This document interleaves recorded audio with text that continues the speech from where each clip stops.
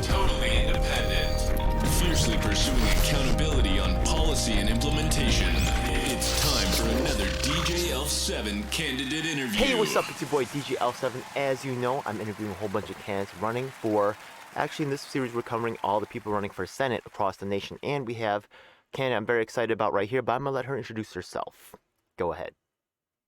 Hi, I'm Michelle Lewis, an unaffiliated candidate for United States Senate here in North Carolina.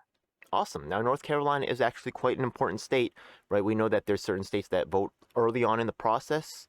North Carolina is definitely one of them, and it always retains a high level of interest. So I got several people over there. Big shout out to Anna Jackson, who's also from North Carolina. Big shout out to my man Brian from an American Union. Actually, he actually used to live in North Carolina. He literally moved to he used to live in New Hampshire.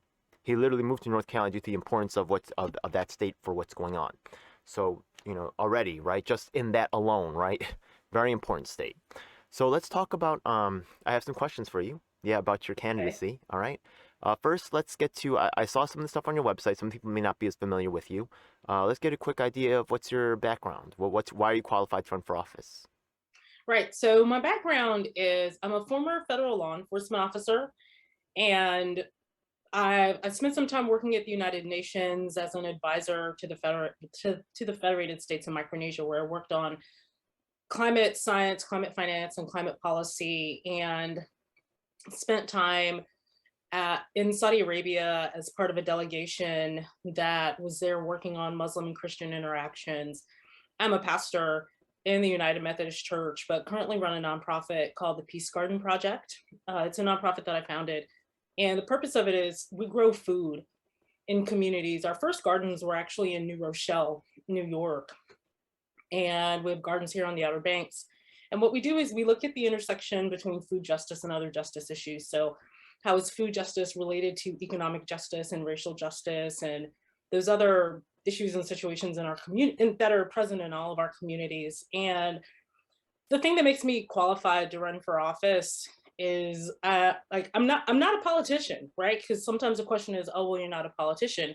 And I'm not. And I think that we need people who aren't politicians in office, who are thinking about, who are able to critically engage the issues while thinking about the people that they're saying they're in office to represent.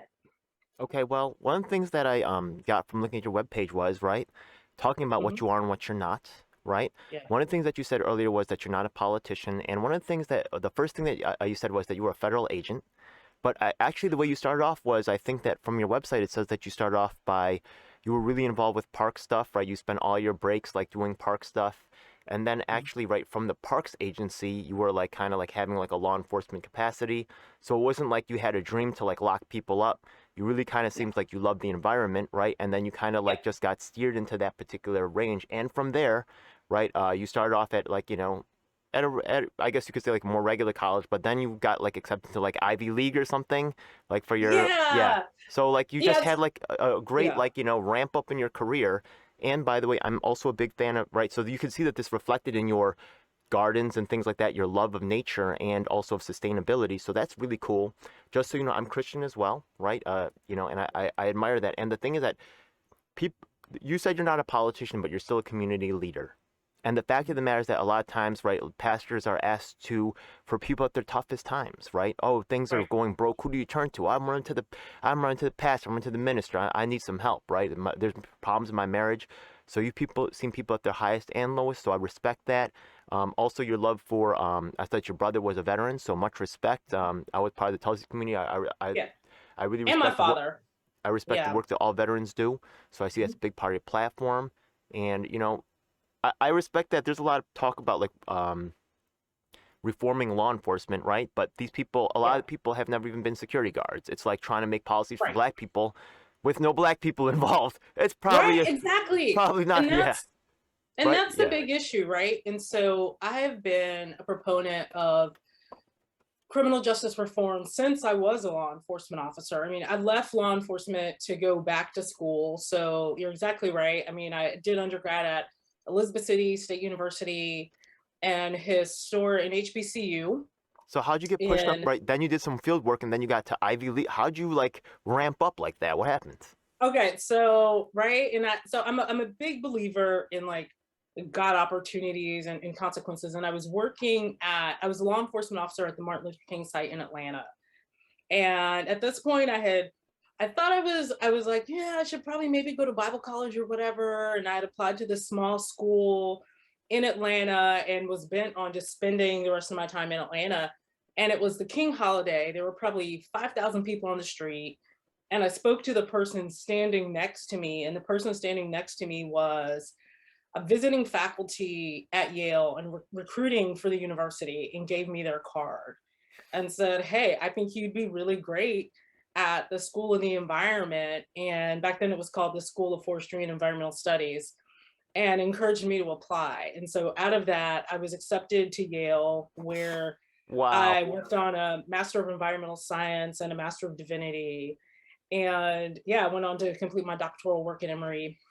But yeah, and I mean, it really was just about meeting this person on the street and having a conversation with them and just probing them and seeing what they were interested in and what they were talking about. And when there are that many people on the street and you're out there as law enforcement, you're really just present. Like if Yeah. 5,000 people decide to, like, that there's going to be mayhem, there are only 20 officers on the street, there's not a lot you can do, right? And so it's thinking about, like, most people show up, I think my experience has been, most of the time people show up to do the right thing, but there are situations and instances in people's lives that Yeah. may cause them to choose criminal activity, sometimes because they think they don't have any other option.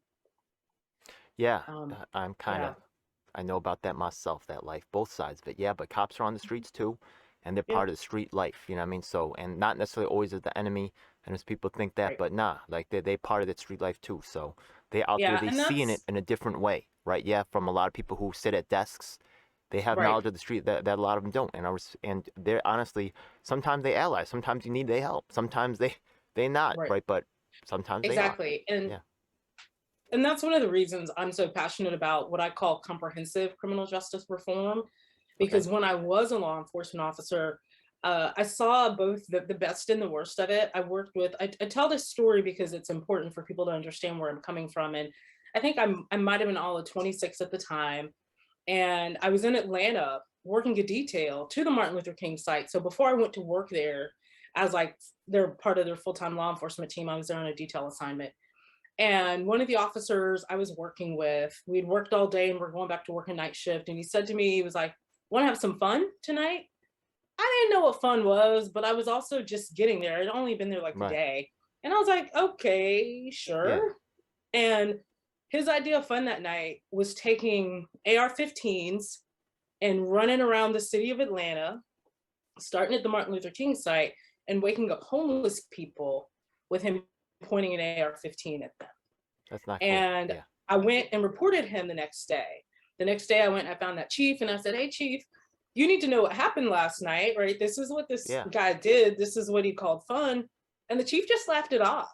The chief just laughed it off and said, I'll tell him not to do that anymore, kind of ha ha ha. And I was appalled and shocked and was Yeah. like, this is what they do.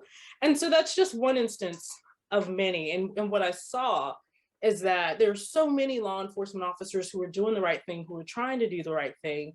And you might have one, Yeah. but that one person's behavior seeps into the fabric of everything and makes it really difficult for good law enforcement to do the right thing, right? And so Yeah. I'm often asking the question, like, how do we make sure that we're supporting law enforcement that are doing the right thing while Hmm. making sure that these folks are held to the appropriate standard, right? And that Yeah. they are dealt with appropriately. Because going after the law enforcement officer without addressing the larger system Yeah. is a problem in and of itself, This. because often Go bad ahead. behavior is perpetrated by the Absolutely. system. This is one of the Um, reasons why I'm so excited to have you on, right? The thing is that with your law enforcement background, I saw things on your things such as unqualified immunity, right? And the thing is that right mhm, now we're trying to get all the third-party independent candidates in the nation together, find right. a critical mass of them, hopefully a majority, right? And then say these are Yeah. some things that we can agree on. They're just common sense. Yeah. Now, Exactly. yeah, so like there's things that we'll talk about later, such as right to repair or like minimum wage for disabilities. Maybe we could get those things on. But what is what is qualified immunity, and why are you fighting to end that? Right. So, kind of in short, qualified immunity is this idea that as long as you can articulate what you've done, as it's not just for law enforcement officers, right? It extends beyond law enforcement, but as Right. long as you can articulate it, then you're most likely not going to be held. Um, that's most likely not going to be adjudicated, right? So you're probably, if you shot someone and you can articulate shooting them, even if they died, you're very likely not going to Yeah. be prosecuted or go to jail for that. Yeah, and this can happen to like doctors, right? Yeah, they can have qualified Right. immunity in some cases, things Hmm. like that. So, yeah, Right. just free from any liability. Yeah. Exactly. And so the reason I talk about ending it is, if you or I went out today and shot someone, we would be held to the highest, like the law, we would be held to the highest standard, and the law would prosecute us. Yeah. And yeah, and just there's got to be an avenue for there's got to be an avenue for families, because there are law enforcement officers, sadly, in communities who don't do the right thing, Yeah. who have no intention of doing the right thing when they go to work every day. And sometimes these like police unions and stuff like that, and I get why they do it, right? They push for qualified immunity because it's better for the members or whatever. But I'm hoping that with so with other third-party independent candidates and even some Democrat and Republican candidates, if they're willing to join up, right, we're going to Right. just come up with some common sense, right? Yeah, just Right. for the Common sense people policy. stuff that that we can force the duopoly to have the conversation. Abortion Right. and gun control, we probably won't have an agreement. We'll let each individual candidate decide what they want to do on that. But on something like Right. qualified immunity, right, which is just saying have a regular standard, which is right, have professionals to be at least have the same standards as us, right, when it Right. comes to like life and death decisions. What I think is completely reasonable. Hopefully, we can show that there's a so someone like yourself, right, with your particular knowledge in this field, right, you can maybe right introduce other types of ideas to the unified platform that would be a big hit. Right. So I was Yeah. a big fan to see that, and actually, I hope that I'm going to show that guys on the Slack maybe later. But I would like to see the acknowledgement of. Right, I know that you didn't come up with the idea of ending qualified immunity, right? Yeah, but let's Right. also give you credit for introducing to this community and also help the members in that way, right? Yeah, and make sure that this unified platform is a group effort and not just one person saying, "Oh, look at me," right? It's us working Right. together, right? Yeah. Exactly. Now, usually I do ask questions for my partners first. We did take a little aside right there. You are so interesting, and I deeply appreciate that, right? Yeah. Yes. And I really appreciate it's a lot of times not cool to be Christian. I don't give a fuck. Right. I know that's probably not Christian-like, but I respect people who are willing to stand strong by that. You know what I mean? So Yeah. you find God in your toughest times. Mhm. And people who've been there, you understand. So, anyways, right, to ask questions about my political partners right here, I'd like to put them first. Do you know who Assange is? Would you be willing to support freeing Assange? Oh, It is what it is, yeah? If Yeah. not, not. But would you be willing to? perhaps. Perhaps, okay. Yeah. Any, is that qualified yes or? I mean, I think that it's important. One of the things that I've been trying to do is look at where do we have common ground. And Right. I found that even with people who I disagree with vehemently on some things, like there are places where we're able to find common ground. Okay. So, all right. So, freeing Assange, maybe that's fair. Okay. Yeah. Let's move on to I'm a whistleblower myself, just so you know, right? Yeah. Just hoping that Yeah. you know how it is, right? Yeah. If you don't see whistleblowers get out, you don't see any black people getting out. You get that one black person get out, you're like, yeah. You know what I mean? Let Right. show that we can actually have a chance right out here. But Exactly. yeah, but I get it. There's a lot of dirt in the water when you're trying to examine this Assange thing. So, what about Yeah. UBI, Universal Basic Income? Is that something you would support? Yeah, absolutely. What we know is that people thrive when they have enough income so that they're not worrying about how to make ends meet and how to just live from day to day. Yeah, and that's from Martin Luther King. And it's funny that we Mhm. came full circle on that, right? Yeah, cool. Absolutely. People with disabilities. Right now, people with disabilities are allowed to be paid some minimum wage. We went to go testify with my man Mark Zafman in Albany. Actually, I'm going to another event later today with NYC Yeah. Adapt. Shout out to NYC Adapt. Hope you guys are watching. Yeah, that's another disabilities group. So the thing is that people with disabilities, they kind of call it choice. right? That they're allowed to be paid sub minimum wage. If we look at minimum wage as like a subsistence wage, would you be willing to support some way, right? Maybe they get less productivity than maybe we could do with subsidies or something. Would you support the ability for minimum wage for people with disabilities to at least get minimum wage? Oh, absolutely. Okay, appreciate that Yeah. so much. Yeah, absolutely. Okay. That's my mother before she passed was lived with a disability.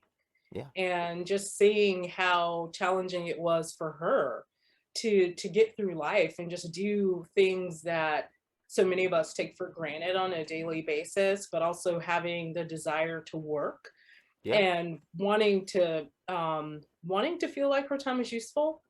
Yeah. And I absolutely support, everyone making a minimum wage, and I support increasing the minimum wage as well.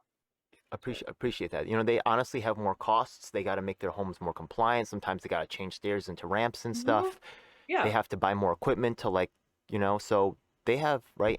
The And minimum it's wage not all is, covered. yeah, And it's not all really covered. isn't. I think that the misnomer, the misconception is, oh well, quote unquote, those people get plenty of money from the government, and why? Right. And they don't, Who right? knows They about that? absolutely don't. What? Like I've heard people It's, say that, yeah, and I'm just like, what?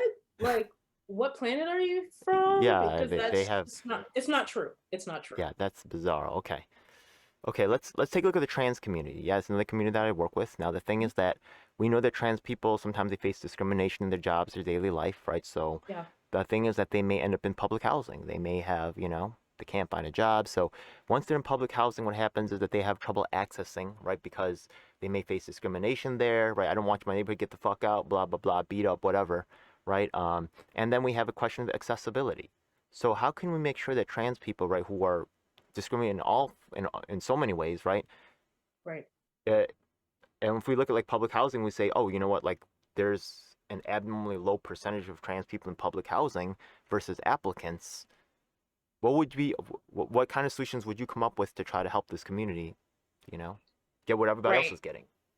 I think first and foremost, I need to say it's never okay to discriminate against people. And I mean, when I think about the trans community and the LGBTQIA plus communities, right? Like, I think we need to be seriously looking at, okay, how do we make sure people are safe, right? Because Okay. I think that, and I know that in some places there's a lottery system for public housing, Right. but if people don't even feel like they can apply because the system is so stacked against them, then we need to be working to break down the barriers that exist and work on large scale education. One of the things that I know was helpful for me in my own learning is when I was at Yale, there was a professor who is a member of the trans community who would actually have like regular conversations and talkbacks to teach the student population about the trans community and trans issues, and it shouldn't be up to trans people to take on that work. Like, all of us should be doing the work of educating ourselves, but I think part of it is people don't know where to look for the education. And so making sure that there are widespread opportunities available for learning, so that, because I think that when we have the education and understanding, it lessens some of the violence against communities. It's Oh, not going to do it all, right? yeah. Because there's a certain amount of personal responsibility we have to treat people well, but I think it helps. Yeah, there's a mixture of issues going on there. Yeah. So that's a Yeah. that's a decent response right there. Let's go on to there's actually some new partners I'm bringing into the fold, right? Yeah, to address their issues. So we're going to talk about them right quick. I don't know if you ever heard of something called Right to Repair. Right now, a lot of our devices now, they're trying to turn them into like we're renting the device, and cars and stuff or tractors. I don't know if you've ever heard of this. Have you ever heard of Right to Repair? I've heard of it, not a lot. So yeah, Okay. any extra information you have is great. Well, okay. So like one of the things is like iPhones, right? One of the things is that if people try to repair them, uh, Oh yeah, yeah, Apple okay, I know tries what you're to talking lock about. down, right, and Right. not allow people to repair their phones. And if Yeah. people have data loss, right, instead of fixing it, they'll just say, "Oh, you lost all your data." So Mhm. now what happens is that they've changed the chips now, so you can't even replace, right? So you It will can't do it detect. yourself. Yeah. Yeah, they Okay. actually they disable it, right? Which is actually and this, you know why the ice cream machines are always broken at McDonald's? Why? Because this right to repair thing. They have a right, they have an Oh, exclusive right. contract, Okay, and I they did read charge, about that. yeah, and they charge Yeah. thousands and thousands of dollars to fix the machine because they have an exclusive contract. So what happens is that, right, they saw a chance to make money off of McDonald's, and Right. now what's the fact is that now nobody can get ice cream at McDonald's. It's You ridiculous, can't yeah? get McDonald's ice cream. Yeah, Yeah. because people are Okay. just so, yeah, Yes. this right to repair thing has gotten out of control. So that's one of the things that I hope to really get more support for. I think that the people who do Mac repairs are really hurting right now. Um, Right. one of the things that I ask my people who are engaged is people talk about fighting corruption, right? A lot of people say, "Oh, I'm gonna fight corruption," blah blah blah, right? Yeah. Is there a time, or are you ready to name names right now? Is there any corruption going on right now that you're aware of in your community, or right, that you're trying to fight it? If you get into a senator, who should be shaken? Well, I mean, I definitely the corruption that I have been on the forefront of fighting in this community is law enforcement. Back in the spring, Andrew Brown was killed in Elizabeth City, North Carolina, which is here in eastern North Carolina. And I was involved in those protests and in organizing behind the scenes and was in meetings with, which is kind of what led me to run for office, was in meetings with the governor and the attorney general and our state legislators who um, in this particular meeting kept telling us we needed to vote, that voting would be the thing that would change. I finally just said, with all due respect, you're actually talking to a group of people who do vote, Yeah, right? But if you're not willing to pass, if you all and our senators and congresspeople aren't willing to pass meaningful legislation that actually address the issues in our communities, we could vote all day long and it's not going to matter, yeah. right? And so I have been actively working to raise awareness around um, some of the corruption that's present here in Okay. Eastern North Carolina. So you're running for Senate, not a House of Representatives. Am I correct? You're correct. Yeah. Yeah, Senate is a tougher race, and it you need, is. yeah. So you're running independent, I believe, and North Carolina is already like understood to be important by Democrats and Republicans. So that's quite an uphill battle. You're Yeah, one, but you have like some solid, right, being a minister, and that's what made Jamal Bowman such a such a strong winner in his, because I worked on his campaign as well. Being a position of trust and authority in his community as a high school principal, right? A lot of right, families, right, children of children, right, had generations had been under his administration, right? Same thing true with you as a minister. It might give you a chance to win, but once again, right, this is not House of Representatives where it's more localized, right? You got to fight the right. whole entire state. Good luck, yeah.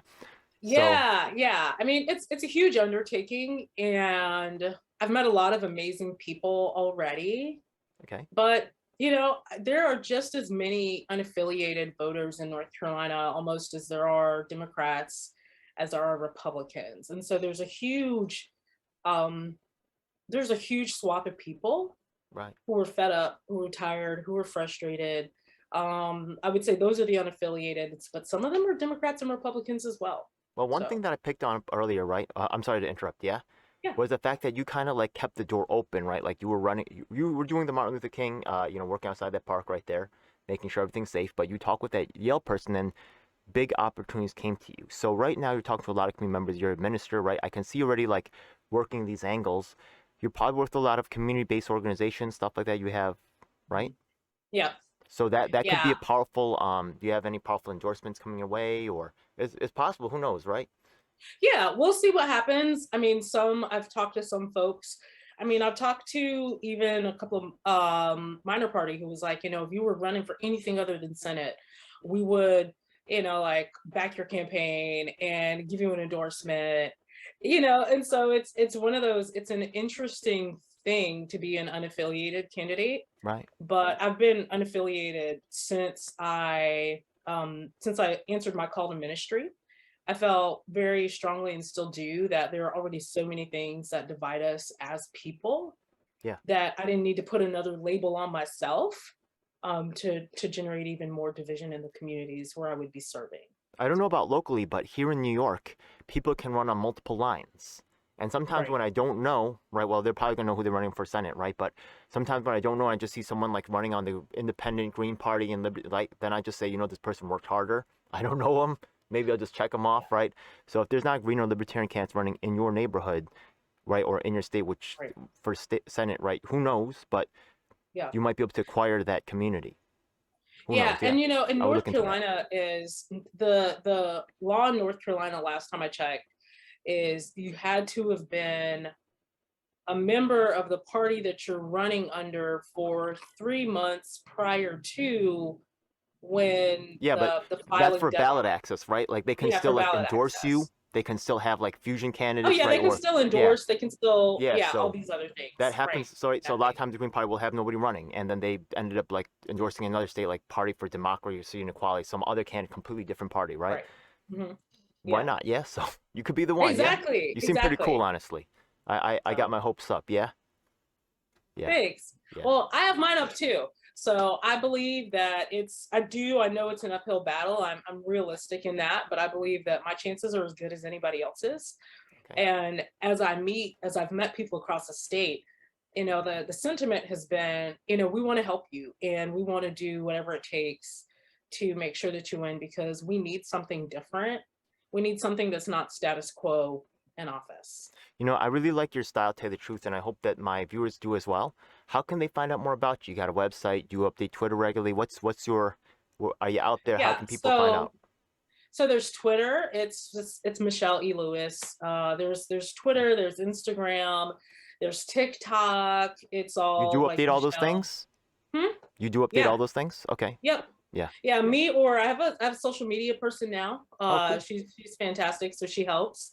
But we meet every week and talk about what the goal is. But yeah, I shoot my TikToks myself, Okay. and Cool. which has been I an need to make interesting one still. learning thing.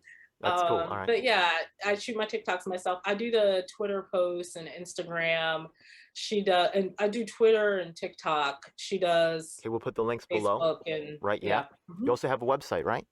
Yeah, there's also a website. What is It's that? MichelleLewisforSenate.com. And that's LEWIS. Right, LEWIS. Okay, Michelle with 2 L's. Michelle with 2 L's. Yep. Okay, got you. Okay, cool. All right. So I think okay, and just now that people know your information, right? Yeah, what do they have to look forward to? You got any events coming up? I saw actually you're going on tour.